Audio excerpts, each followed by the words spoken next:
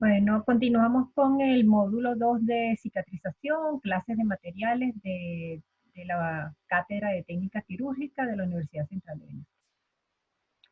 Venezuela. Recordemos que en el módulo 1 hablamos sobre el proceso de cicatrización en todas sus fases. Y ahora vamos a hablar sobre los factores asociados a la cicatrización. Cómo podemos manipular las heridas para que cicatricen más rápidas y mejor y que sean más estéticas y los tipos de cicatriz que hay. Comenzando con los factores asociados a la cicatrización, tenemos que podemos resumirlo en factores relacionados con la nutrición, relacionados con el aporte de oxígeno, relacionados con la contaminación de la herida y relacionados con alteraciones del proceso de la cicatrización misma. Podemos decir entonces que existen factores locales y existen factores sistémicos. Los factores locales, podríamos decir que haya una colonización bacteriana que nos puede llevar a una infección de la herida, que existan cuerpos extraños, como serían objetos que se introducen en el momento de la lesión, que ocurra tejido devitalizado, porque como o necrosis, que no permite el proceso de la cicatrización, que haya isquemia si llegara a la necrosis, pero cuando hay isquemia no hay aporte de oxígeno y no hay aporte de nutrientes y también alteraría el proceso de cicatrización y alteraciones de la humedad en exceso o en defecto.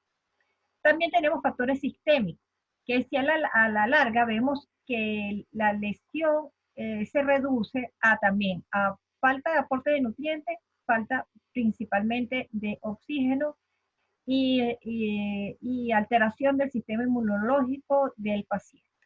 Entonces, eso lo podríamos ver en las enfermedades cardiovasculares, las neuropatías diabéticas, porque tienen microangiopatías, que va a traducirse en un aporte insuficiente de oxígeno o de nutrientes a nivel local. Igualito, las enfermedades metabólicas, la anemia, que no permite que llegue oxígeno a nivel de los tejidos, la malnutrición. Hay ciertas sustancias que son importantes para la cicatrización, como lo vimos anteriormente, que puede ser la vitamina C, la vitamina E, el zinc, etcétera. La inmunodepresión, porque una persona que está alterada inmunológicamente cicatriza en forma deficiente, y la edad avanzada por deficiencia en su inmunidad, mediada por los esteroides, son medicamentos que pueden alterar tanto la inmunidad de la persona como también puede alterar los procesos normales de la cicatrización. Y el tabaquismo, porque produce vasoconstricción periférica, y la quimioterapia, la radioterapia, por acción de las sustancias que al final terminan en una inmunodepresión. Entonces, casi todas están relacionadas, tanto con la nutrición como con el aporte de oxígeno y con la inmunidad del paciente y con alteración del proceso mismo de cicatrización. Entonces tenemos que las heridas las podemos clasificar en agudas y crónicas. Las heridas agudas, un ejemplo sería una herida quirúrgica. Una herida aguda es una herida cualquiera que se produce por cualquier medio, que es de corta evolución y se caracteriza precisamente porque su curación es completa en un tiempo aproximado de 6 semanas. Unas más, otras menos, dependiendo del tamaño de la herida, de la profundidad de la misma, de las características de ella. Pueden ser causadas por agentes externos traumáticos. Y la herida quirúrgica precisamente es un ejemplo de una herida aguda. Luego tenemos las heridas crónicas. Las heridas crónicas, un representante de ellas pueden ser las úlceras. Pueden ser úlceras vasculares o úlceras diabéticas. Y suele haber un componente endógeno principal que hace que esta herida no cicatrice en el tiempo que debe cicatrizar. Entonces, como ya dijimos anteriormente, que hay factores asociados a la cicatrización, las úlceras crónicas, por ejemplo, las úlceras vasculares, en las cuales está alterado el aporte de sangre al sitio, y por consiguiente la disminución del aporte de nutrientes y de oxígeno hace que perpetúen estas heridas. Entonces hay un componente, ya sea de origen metabólica, como en la diabetes, o alguna otra enfermedad de base, que va a producir un retraso de la curación y ausencia del crecimiento de los tejidos necesarios para hacer la solución de continuidad de estas heridas. ¿Cómo manipulamos las heridas? Nosotros podemos manipular las heridas, sí.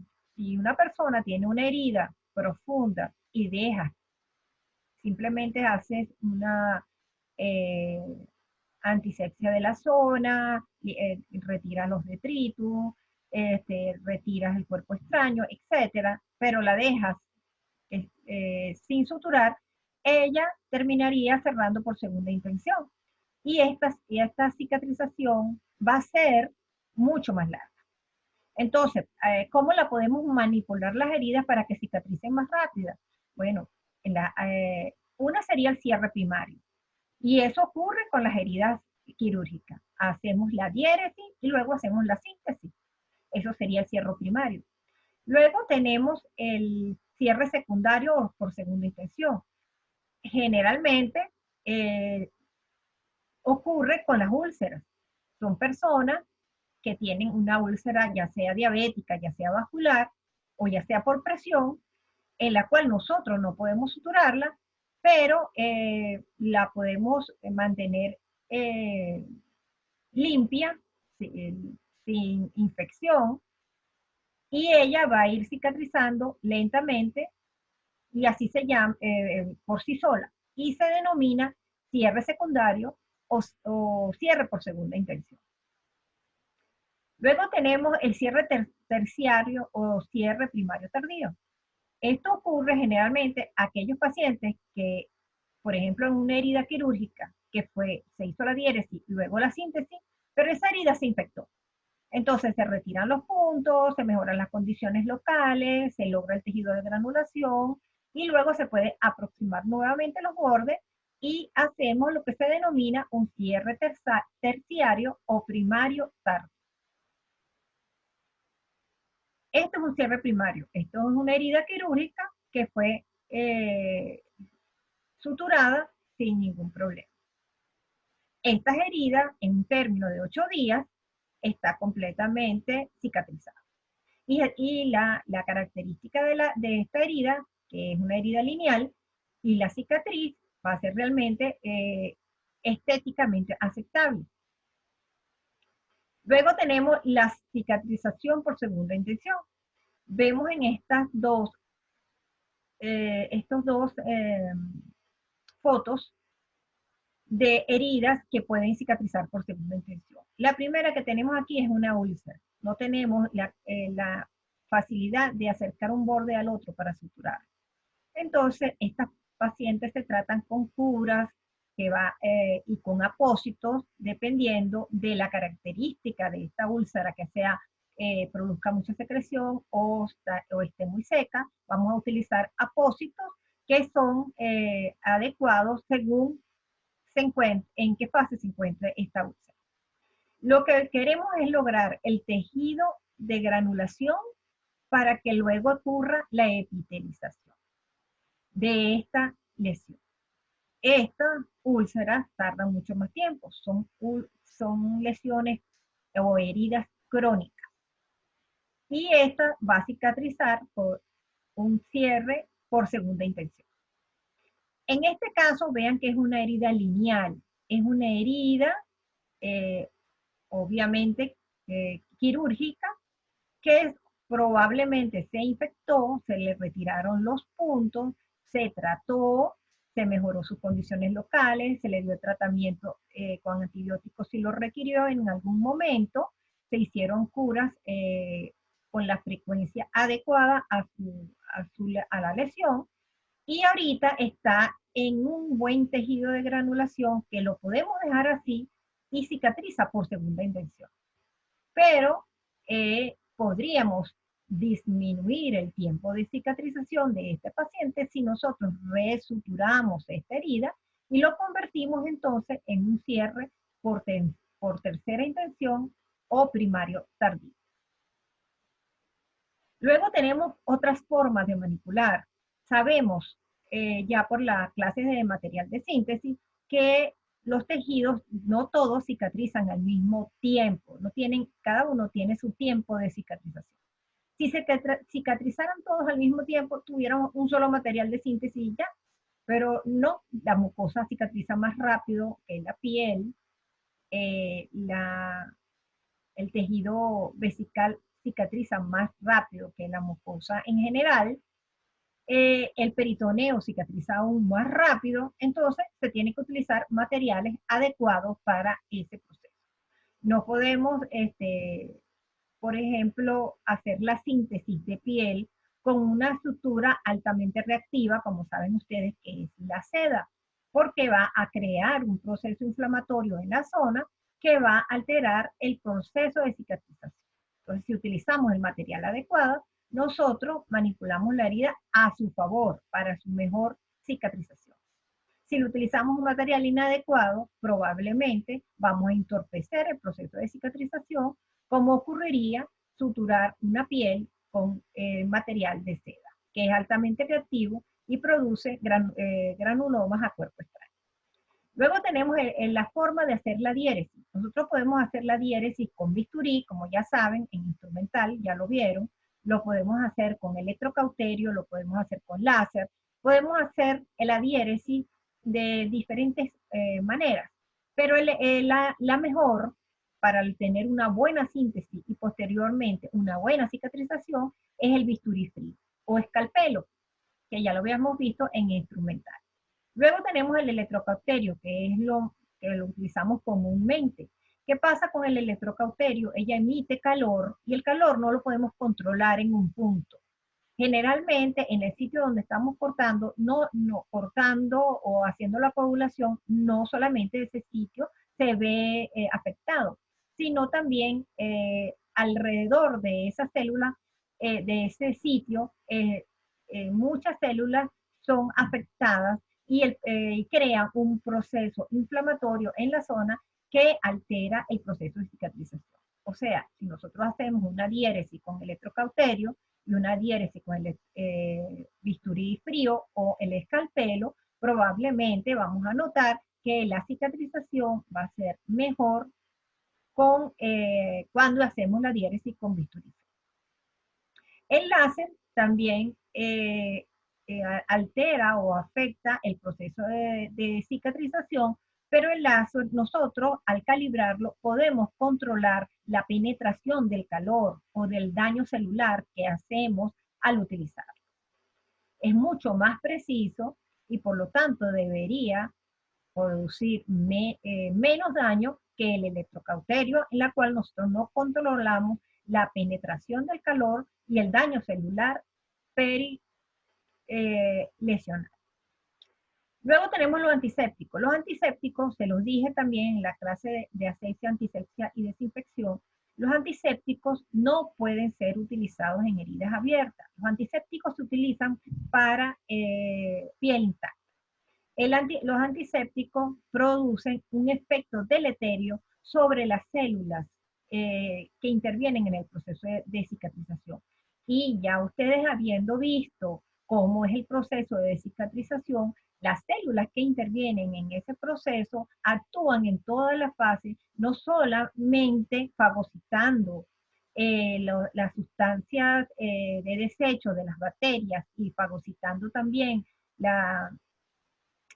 el tejido desvitalizado, sino produciendo sustancias inflamatorias que favorecen la cicatrización. Si nosotros alteramos a esta célula, obviamente vamos a alterar el tiempo de cicatrización de esa herida. Por último, hablamos de los apósitos. Los apósitos, hay muchísimos apósitos en el mercado. No solamente, podemos comenzar desde el más simple, una gasa que sirve para cubrir, pero hay otros apósitos como apósitos de hidrocoloide, de alginato de calcio, que van a crear un ambiente húmedo en la herida, favoreciendo el proceso de cicatrización. Estos apósitos eh, son de diferentes sustancias dependiendo de nuestras necesidades.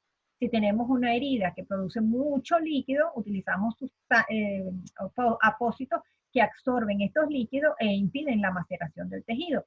Si tenemos una herida demasiado seca en la cual no hay la humedad necesaria para favorecer el proceso de cicatrización, utilizamos aquellas apósitos con sustancias que producen la humedad. Entonces, nosotros a través de los apósitos también podemos manipular las heridas. Luego tenemos los tipos de cicatrización que hay. Podemos decir que hay cicatrización defectuosa y cicatrizaciones patológicas. Las cicatrizaciones defectuosas son aquellas que ocurren por el mecanismo de acción y que tiene que ver con la parte externa al proceso. Eso significa que no tiene nada que ver si el paciente cicatriza bien o no, sino que ya sea porque se perdió tejido o porque se hizo una mala técnica, ocurrió una cicatriz defectuosa. Por ejemplo, en la hundida generalmente se produce cuando hay una pérdida de sustancia.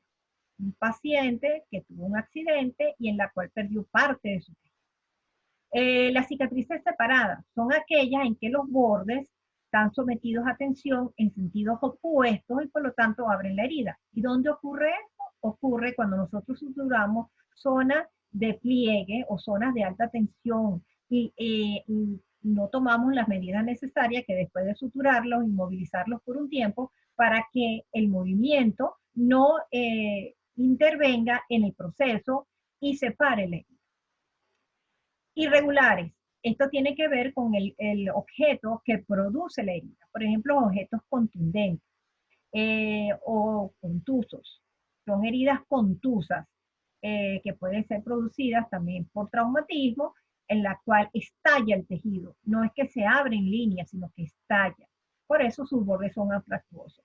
Si tenemos la capacidad de regularizar los bordes, bueno, podemos regularizarlo y suturarlo como una herida lineal.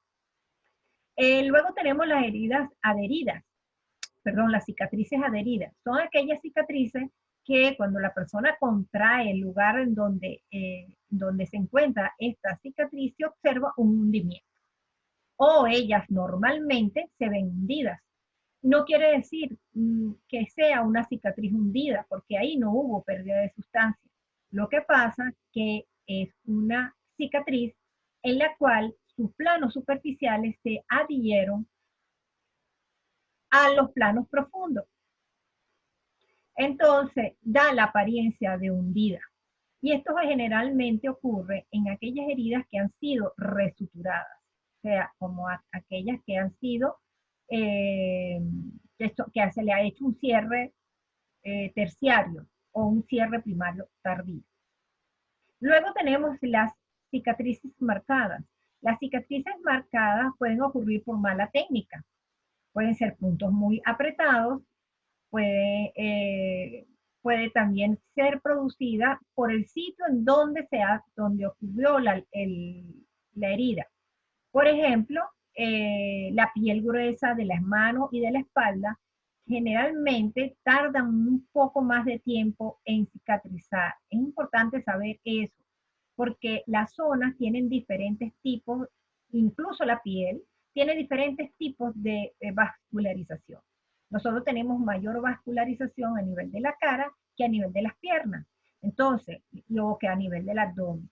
Nosotros en el abdomen podemos esperar entre 8, 10 hasta 12 días para retirar unos puntos, pero en la cara podemos retirarlos a los 5 días, porque el hecho de ser tan vascularizada, llegan los nutrientes y el oxígeno y la cicatrización se acorta.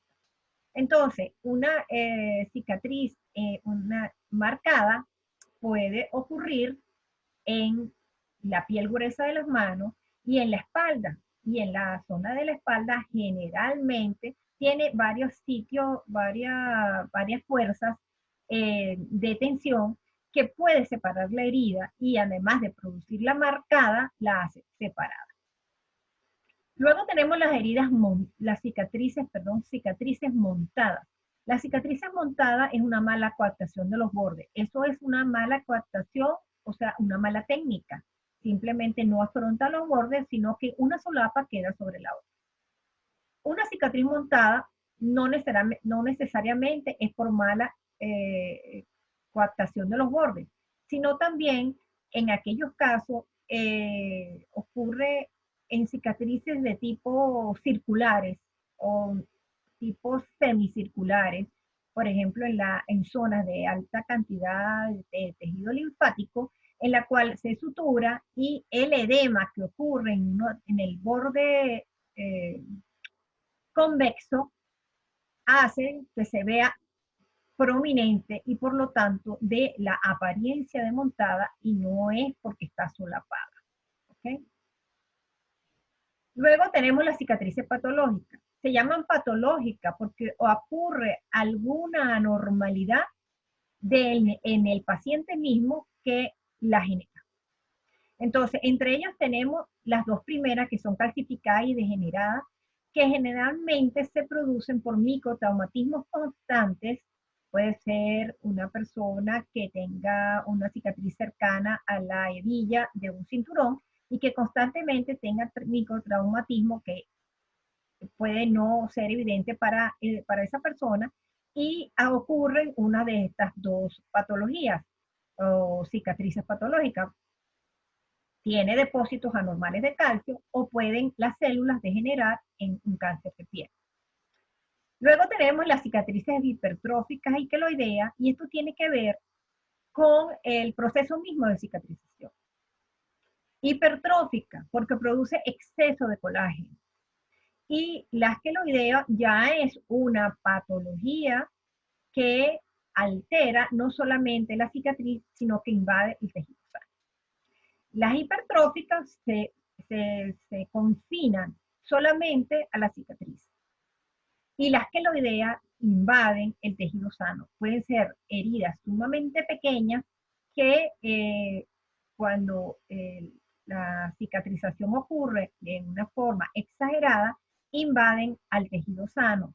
Son abultadas, son brillantes, son dolorosas y ocurren generalmente a nivel de la zona del cuello, de la zona del tórax anterior, puede ser en la espalda, y o pueden tener otras ubicaciones menos frecuentes, pero la persona que hace queloide puede hacer queloide en cualquier parte.